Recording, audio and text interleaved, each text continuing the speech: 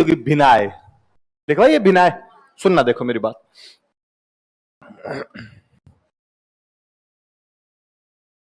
अच्छा बताओ, देखिए छप्पनिया काल कब पड़ा था? 1899 वाले साल में कौन सा काल पड़ा था आपने? अंग्रेजों का राज हुआ करता था तब। 1899 में किसका राज रहा होगा? अंग्रेजों का। पर अपने राजस्थान में एक ही जगह ऐसी थी जहां पर अंग्रेजों का राज था, अजमेर। कौन सी जगह थी? अजमेर के अलावा कहीं पर भी राजस्थान में अंग्रेजों का राज नहीं था। अपने यहां पे राजाओं का राज था।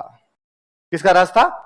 एक अजमेर डायरेक्टली ब्रिटिश रूल्ड हुआ करता था, बाकी सब जगह कौन हुआ करते थे? राजा हुआ करते थे।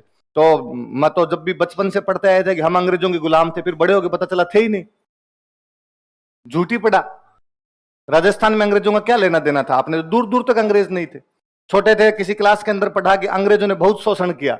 घर पे जाके दादाजी से पूछा कि अंग्रेजों ने शोषण किया था क्या? उन्होंने वापस पूछा कब, कैसे? तो अंग्रेज यहां पर रहते थे तब शोषण नहीं किया? नहीं, हमने तो नहीं सुने। आपका जन्म कब हुआ? लगभग 1942 के आसपास। मतलब देश आजाद हुआ तब आप थे? यहां झंडा आया था तब हम थे? देश आजाद होने को तब झंडा आना ही कहते थे कि झंडा फहराया गया था भारत का, तो तब अपने यहाँ पे अंग्रेज नहीं थे कि नहीं? अपने फिर यहाँ पे कौन हुआ करता था? अपने बीकानेर का राजा हुआ करता था। अपना अंग्रेजों के साथ कोई भी लेना देना नहीं था।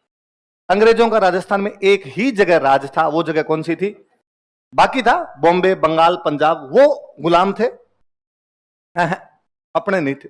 इसलिए राष्ट्रगान में बाकी सबके नाम है, आपके नहीं है। पंजाब, सिंध, गुजरात, मराठा, द्राविड़, उत्कल, बंगा, आप नहीं है उसमें। क्योंकि 1911 में रविंद्रनाथ टैगोर ने जब ये राष्ट्रगान गाया था तब आप भारत के पार्टी नहीं हुआ करते थे।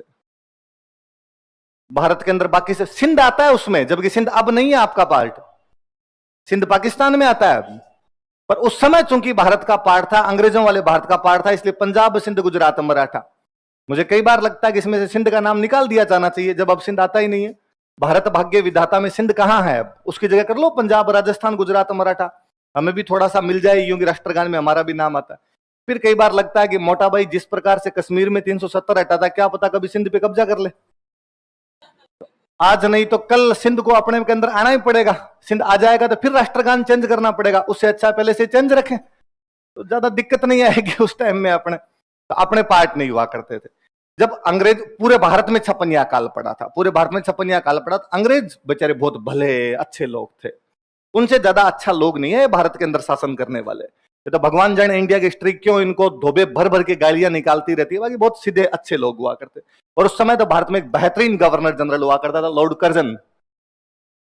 कौन गवर्नर जनरल था? बहुत अच्छा गवर्नर जनरल था बेचारा लॉर्ड कर्जन। उसका बेचारे का जीव डोला यूं, और उसको लगा कि यार अकाल पड़ता है तब क्या होता है? तो अकाल पड़ा, फसलें नहीं हुई, तो फिर किसान का घर बार कैसे चलता है? तो क्यों कर्जा लेता है। क्या लेगा? तो फसल होगी तब तो पैसे आ जाएंगे, फसल नहीं हुई तो क्या लेना पड़ेगा उसे? कर्जा लेना पड़ेगा। कर्जा किससे लेता है? कि साहूकार से लेगा जिसके पास पैसे होते हैं।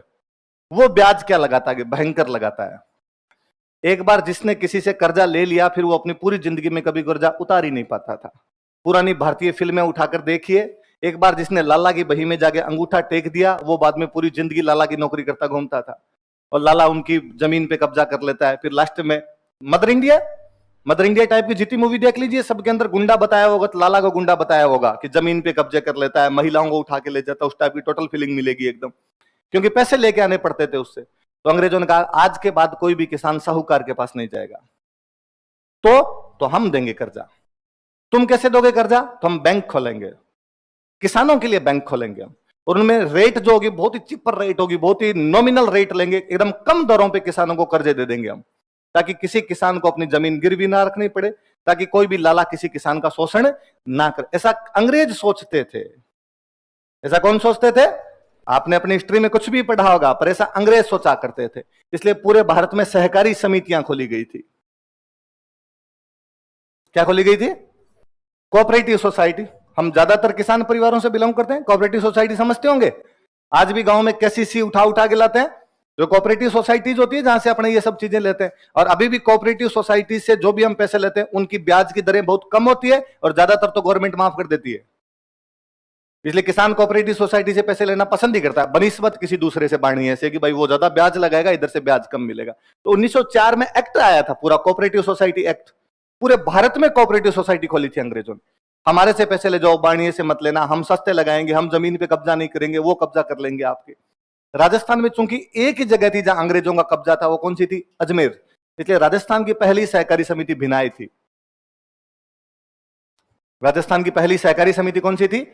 मुझे याद आता है, ये 2010 के प्रीलिम्स का क्वेश्चन था। राजस्थान की पहली सहकारी समिति कहां स्थापित की गई थी? कहां स्थापित की गई थी? कब की गई? तो ले पड़ी साइड में यहीं कहीं उतार लो। राजस्थान की पहली सहकारी समिति, first cooperative society of Rajasthan.